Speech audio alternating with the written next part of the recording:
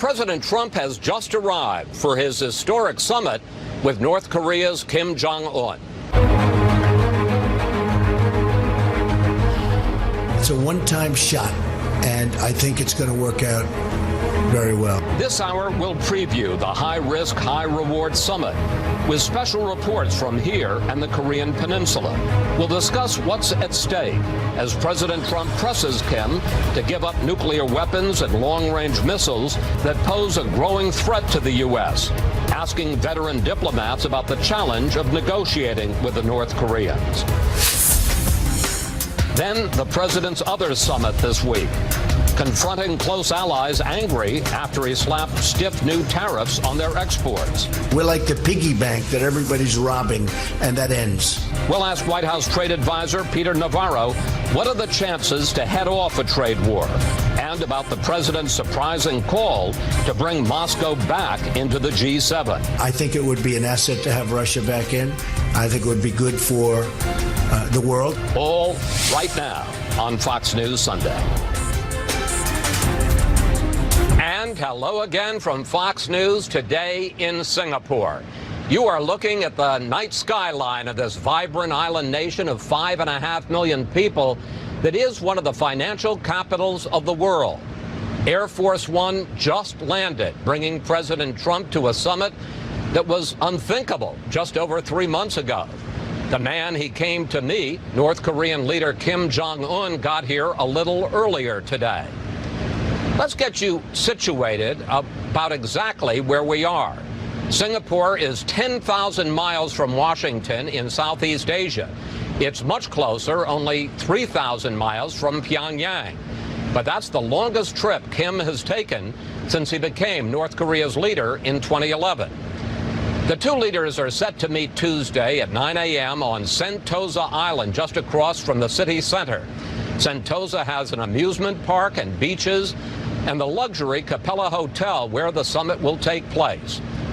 This hour, we'll discuss what to expect out of this summit, how both leaders are likely to approach it, and what would qualify as success.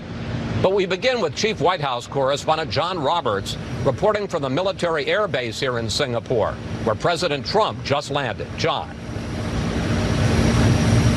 Chris, good evening to you. President Trump disembarking Air Force One into the steamy Singapore night and taking a step closer to history with that meeting Tuesday morning here in Singapore with Kim Jong-un. The president telling the host TV and the assembled press pool under the wing of Air Force One that he is feeling good about that meeting. The president going back to his hotel tonight for some rest. Tomorrow he will meet with Lee Hsien Loong. He is the Prime Minister of Singapore. Lee Hsien Loong last year when he visited the White House extended an invitation to the president to come to Singapore, so the president really killing two birds with one stone. You mentioned Kim Jong-un arriving earlier this afternoon here in Singapore. He landed at Changi, which is the civilian airport, aboard an Air China plane.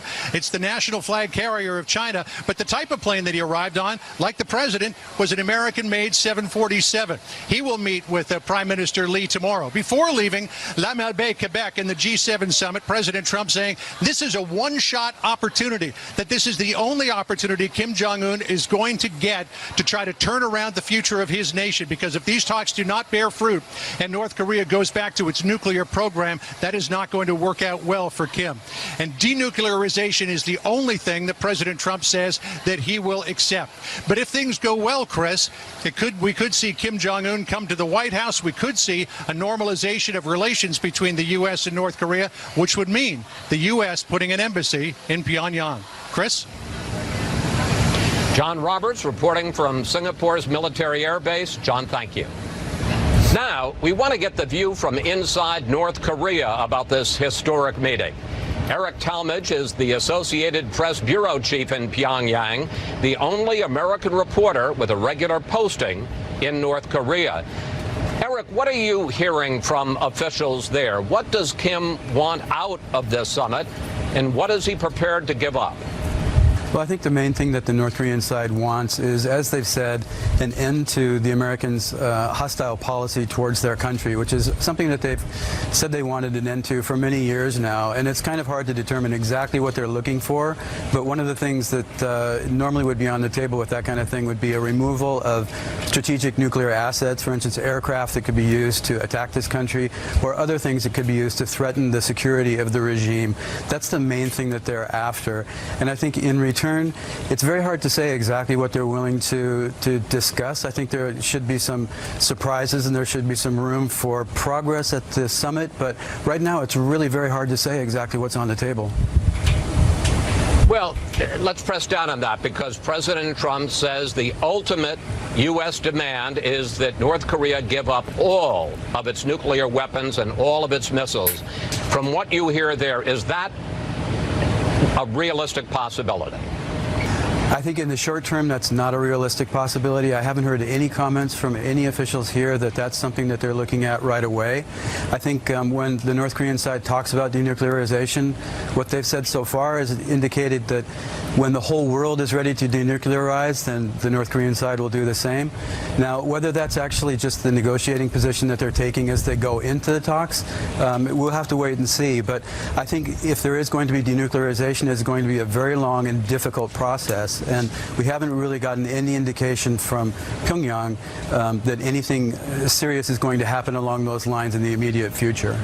President Trump says that if North Korea were to disarm, that the U.S. and the West would invest heavily and boost the North Korean economy.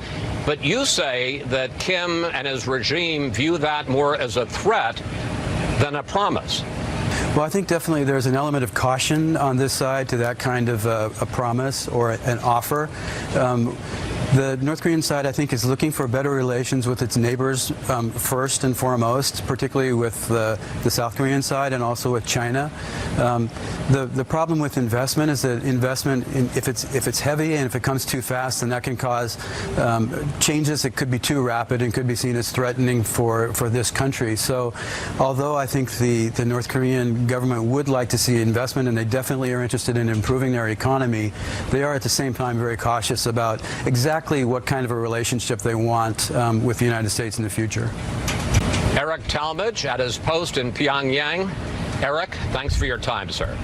Thank you very much. So what should we expect from the Singapore summit? We decided to bring in American diplomats with years of experience dealing with the North Koreans. Ambassador Robert Gallucci started negotiating with Pyongyang during another nuclear crisis in 1994. Former Governor Bill Richardson has led more than a half-dozen missions to North Korea, negotiating for the release of Americans detained there. And Gordon Chang is an expert on North Korea and China. Ambassador Gallucci, what should President Trump's game plan be going into the summit? What should he hope to accomplish in the 1 or 2 days he meets with Kim here in Singapore? Chris, I think the easy part is the meet and greet that he referred to on the White House lawn. I think that they can have good vibes, they can have a nice appearance and optics. It's the meet and greet plus, it's the plus part. I think everybody is going to be looking to President Trump to get something of substance, and that doesn't mean a full deal. That means real clarity on the question of whether the North will, in fact, in a reasonable amount of time, give up in a verified way its nuclear weapons capability. Everybody's looking for that. If he does not get that, it's very hard to call it a success. And if he does get that, almost no matter what else happens, it will be a success. Let me bring in Governor Richardson, and I want to play a clip for you from President Trump earlier this week that surprised a lot of people. Governor, here it is.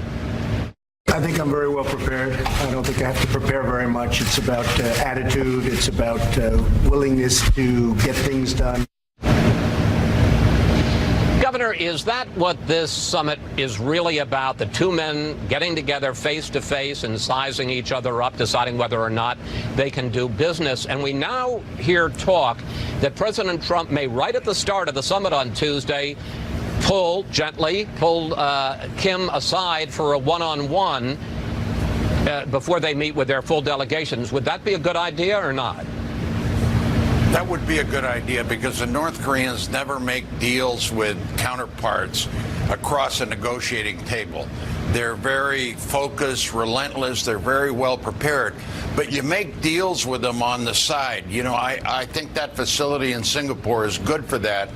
You take them for a walk or over a meal. I think the one-on-one is very important. The only caution I would give the president is not be photographed too much with a smiling Kim Jong-un, because they use that in North Korea for dramatic propaganda purposes. The North Koreans have already gotten one major concession, a meeting with the president. They're going to want a peace treaty, a security guarantee. I would wait on those until the North Koreans deliver some kind of verification, inspections, timelines. I think that's going to be very important. Mr. Chang, you say, and I really following up on what Governor Richardson says, that North Korea has already gotten a lot of concessions, like the very fact that this summit is being held. What do you think Kim wants out of this day or so in Singapore? Certainly Kim wants the photographs of him shaking hands with President Trump, because that's legitimization. And even more important, that means he solidifies his rule at home, because we're going to see those pictures of Trump and Kim for decades in North Korea. So, you know, President Trump gives up a lot of leverage as soon as he shakes hands with Kim. And that means if he doesn't get firm commitments to dismantle the weapons programs, then we're going to be working uphill. We can do that because we've got a lot of leverage, but it nonetheless puts Kim in the driver's seat, at least for a little while. Governor Richardson, you have been to North Korea 8 times on various diplomatic missions. Back in 2005, you met with Kim's father, Kim Jong-il. What stands out about sitting across the table and negotiating with the North Koreans? Well, first, they are very prepared. They know what they want. They never say no. You can drag on negotiations. They never tell you no. At the same time, they want that personal trust. They want to feel that you can deliver and you can negotiate with them. Kim Jong-un, I understand, is not like his father. His father was like a rug merchant. You know, you get a political prisoner, in exchange you get the visit of a former president. Kim Jong-un is not that way. I think he's more strategic. I think he wants private sector assistance for North Korea rather than what his father wanted, which was handouts and foreign aid. So I think we're dealing with a man that we probably have underestimated, and he's going to be very well prepared on some of these nuclear and missile issues. And I hope the president, and I worry sometimes that the president will not be as prepared. Gentlemen, let's talk about some of the key issues that we think are going to come up in this summit. I want to begin with an acronym we're going to hear a lot about over the next few days, CVID, Complete, Verifiable, Irreversible Denuclearization. Here's how the president's national security advisor, John Bolton, defined that back in April. North Korea has to give up basically its whole program before the U.S. begins to relieve economic sanctions. Yeah, relieving that pressure isn't going to make negotiation easier. It could make it harder. Mr. Chang, do you think that Kim will ever give up his entire nuclear and missile programs? What's the most that we can hope for in that area? Yeah, I think we could actually get CVID. This is not a Kim question, though. You know, Kim certainly doesn't want to give up his missiles, his nukes. He doesn't want to do any of that, of course. But this is an issue of what President Trump will do. Whether President Trump will use the elements of American power to force Kim to do what he doesn't want to do.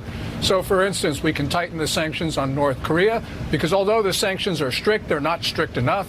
And we need to put sanctions on North Korea's major power backers, the Chinese and the Russians, who have been violating sanctions blatantly for the last 3 months. So clearly there's a lot that we can do. Now, we can do those things. It's a Trump question, though, Chris. It's not a Kim question.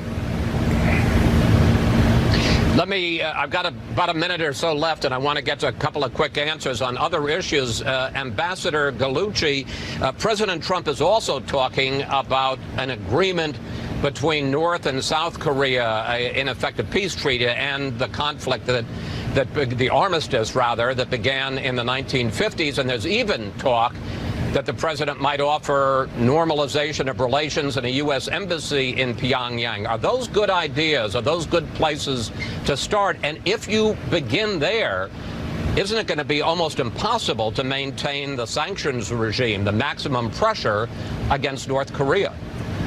Chris, this meeting is a cart before the horse, as everybody has noticed, with the president out front. You can also make the whole negotiation a cart before the horse. The normalization process, and the president referred to a process, should really be following the gains that we're looking to make at this summit and in the following meetings. So yes, ultimately having normalization of relations, exchange of liaison offices, exchange of embassies, all that is a good idea. But it should be done clearly in the course of a step-by-step phased movement in which we get what we need to get. And it means performance on the nuclear weapons, the nuclear program, production capability of fissile material, and their ballistic missile program.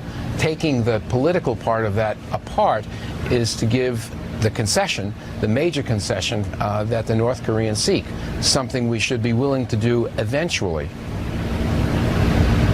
Governor, I got about 30 seconds. Quick question. If President Trump brings up human rights and the repression inside North Korea, how will that be received by Kim? Well, he'll be nervous about it, but the president should bring those issues up, the Gulag issues in North Korea.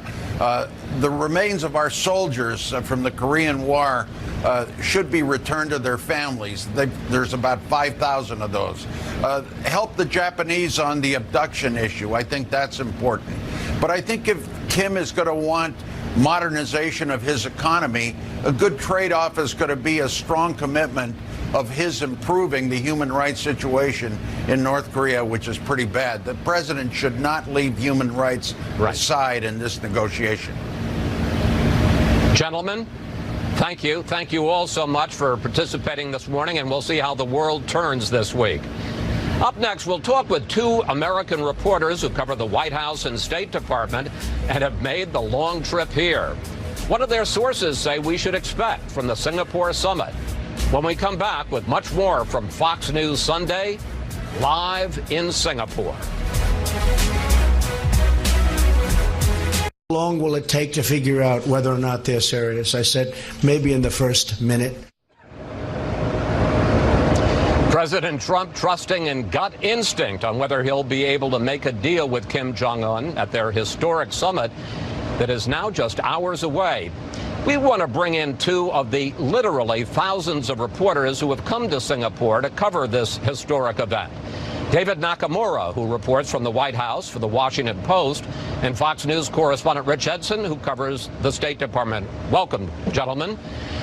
This is a kind of cool place to be, isn't it? Not bad. Well, I shouldn't say cool because the humidity and heat are off the charts, but it's a fascinating place. David, I want to start with you. And what strikes me as we approach the summit is how dramatically President Trump has lowered the expectations and his goals for this summit. Originally, there was talk about the complete denuclearization of North Korea. Now there's talk about a getting to know you process. Pretty substantial. Very substantial. I think some of that, Chris, is due to what we saw leading up to the summit, which was that the president declared in March he was going to do this on a very fast time frame. He wanted to meet as soon as possible. He instructed his team to get to work. And then we saw some hiccups along the way, including the president, of course, backing out about 2 weeks ago of the summit. I think that